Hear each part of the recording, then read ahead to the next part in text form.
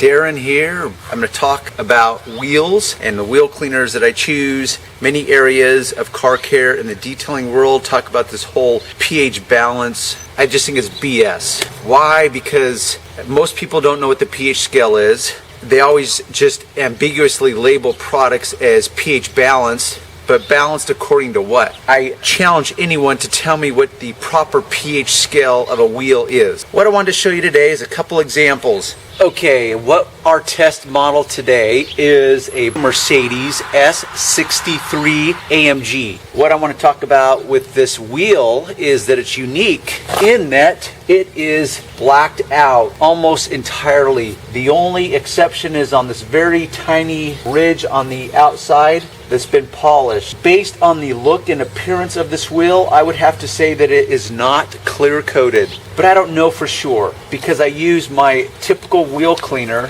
from Meguiar's that is an acid-based wheel cleaner, highly effective. Now this product will react to bare metals. It does not react to ceramic because I'm going to show you another model shortly on a Porsche, and it's got ceramic brakes and there's no chemical reaction on those, and that's a performance rotor. Point is it's still bare metal, so it will rust when it's exposed to water itself or this chemical, but there's no chemical reaction when I use this wheel cleaner on it. It does a little foaming action. It goes to a foam kind of white look that if you were to spray this on a bare aluminum wheel, whether it was a cast aluminum, forged aluminum, or billet aluminum, it would actually start to foam up and turn like a white, and then you would hose it off and it would leave just a satin finish. So the fact that I can spray this on and it's not doing any of that would suggest that somehow there's a plastic or a clear coating on this wheel.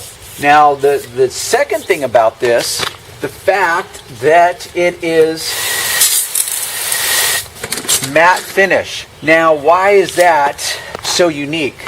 Well, it's a different look obviously because it's not shiny and glossy, but if you were to feel this, it's got a slight texture to it. So when it comes to these wheels, they are more difficult. You would think that it's black. In fact, the customer himself said this. He said, "Gee, Darren, I thought with the black wheel that it would actually be easier because it would show the brake dust less." Well, it does show it less, but it's still very visible. You can still see that the wheel in fact is dirty. So if you were to try to clean this wheel with a traditional wheel cleaner that was pH balanced, you would just be frustrated. You'd be spending just a sick amount of time trying to clean those wheels. So that's what's cool about this wheel cleaner is A, that it is safe for this wheel, and it is going to be effective at cleaning all those pores of this matte finished wheel.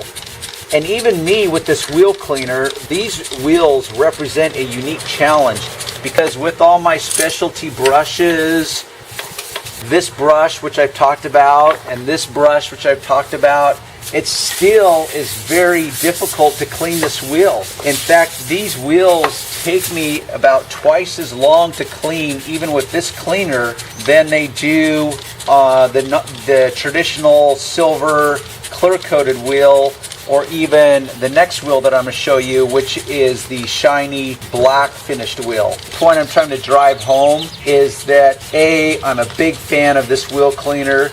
Despite all the bad press that a lot of people will talk about acid-based wheel cleaners, I remain a big fan. Anyhow, I'm going to finish cleaning this wheel, and then I'm going to take you to another wheel just to give you another example. Okay, before I move on, couple last things on this particular wheel. I've finished cleaning it. I've blown it off with the leaf blower. No standing water. It's virtually about 98% dry, but I want to blow it off so there's no big pooled areas of water. You'll also notice here that there's a big chip in the paint. Because I know he didn't do a curb shot with it, I know that this is a result from driving and hitting something on the road.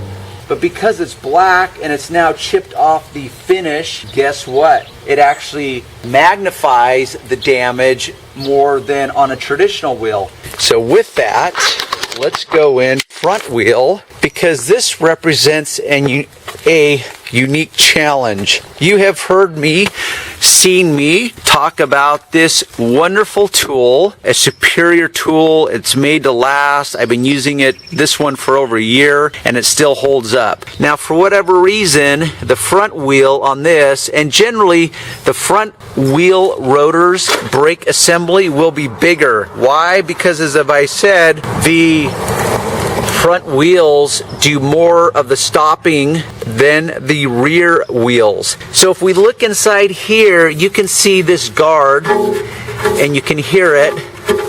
It's just a pressed, I don't know what kind of metal, sheet metal, whatever. It's pretty thick. The point I'm trying to illustrate is that this tool, while it will fit, it is a very snug fit.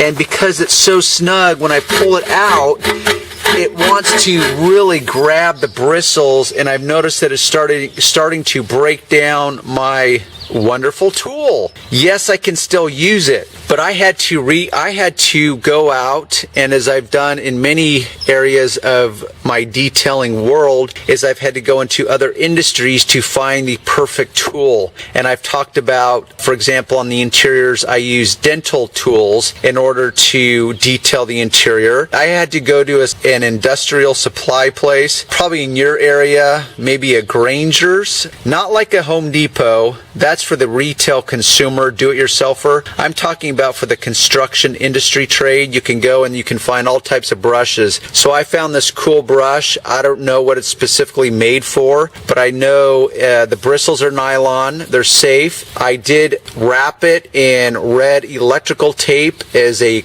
cushion and buffer because it's a metal rod. That way I would not do any scratching. I can use this brush to access in between that, you can hear it, that added guard that they have put into place for whatever reason.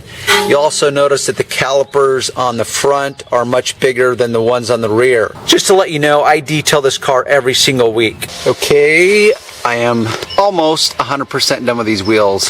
I just wanted to highlight yet again, I have cleaned the wheels, blown them off, wiped them down, and I have driven it down into the cul-de-sac and used the brakes to clean off the rotors. And you can see that they are in fact perfectly clean. The wheel at this point is 99% perfect. I will have to do a little touching up. You constantly have to check your work, especially with wheels because they move. So what you see from this angle will not be the same thing that you see from that angle. But from this angle, there's no way I could get my head down at this angle. So therefore, I need to rotate the wheel so that this section here is now up here and I can see it. Okay, back with more wheels. A couple things I want to highlight because I come across this not frequently, but frequently enough that I want to make mention to it. Here we have what's called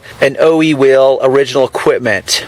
Anyhow, as far as wheel cleaners go, this wheel, because I know my customer bought this used, get the wheel cleaner that I recommend, and you may clean your wheel, and there may be sections that do not come clean. Now, this was cleaned. I do take care of this car. This is my customer's daily driver, so he's less concerned with it. This is a pet peeve of mine where when they change the tires, they leave the old adhesive on. Yes, I can take that off. It's very time consuming, and unless my customer asks for it to be done, it's not one of those things I can just do. Back to what I was getting at is this car was cleaned about a week ago. He hasn't driven it much. He's been out of town. But this area, you'll notice, cannot be wiped clean, and it does not look like this looks. It should look the same, but because this wheel was repaired and repainted, this overspray will not come off. And even if you're a original car owner and you may think, oh, well, my car's never been in an accident. My wife's car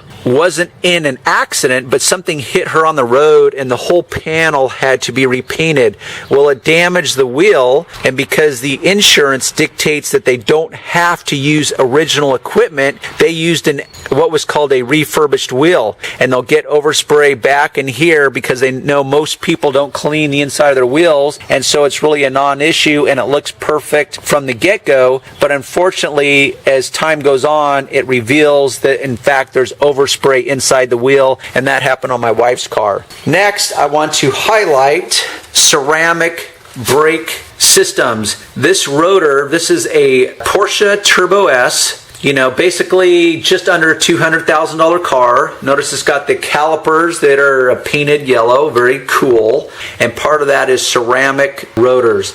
These will not rust. So when I clean these, the wheel cleaner I use and the water has no effect on these. They do not build up a layer of rust that has to be cleaned off when you move the car. I just wanted to highlight that. Also, you'll notice that this is a shiny blacked out wheel. It's got a satin finish lip to it, but this whole wheel I know for a fact has been clear coated. This shiny is very smooth. It's much easier to take care of than the wheel at the beginning of this video, which was on the Mercedes S-Class that was a matte finish, and it's kind of porous, and so dirt can stick to that far easier than this smooth black wheel. So it's just some of the variables you'll come across if you're a professional or looking to become a professional, is the many variables of cars that you will come across. And once again, there's the rules and there's the exceptions to the rule. The inside of this wheel, I have not done this car yet. I'm going to do it as soon as I'm done with my last car.